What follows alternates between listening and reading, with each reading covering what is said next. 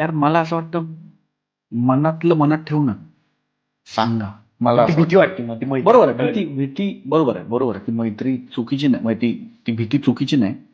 पण बोलला आणि मैत्री तुटली तर हा चान्स घ्यायलाच लागणार. पण बोललाच नाही आणि समोरचा हो म्हणला असता तर ते जास्त मोठं दुःख आहे. म्हणजे मी विचारलं आणि तू म्हणलं नाही, आय डोंट लव्ह, आणि मैत्री तुटली, वाईटच आहे.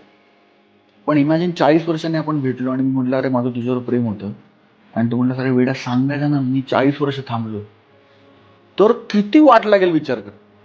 तर बोलून नुकसान पत्करूया ना, न बोलता नुकसान का पत्करायचं?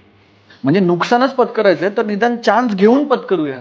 एक्झॅक्टली लढाई खेळून. म्हणजे आलाच नाही बॅटिंग करायला आणि मॅच हरला तर काय हरला? आला, बॅटिंग केली, चांगला बॉल आला, विकेट गेली, ओके मॅच हरलो, ओके प्रयत्न तर केला, बॅटिंगला उभा तर राहिला.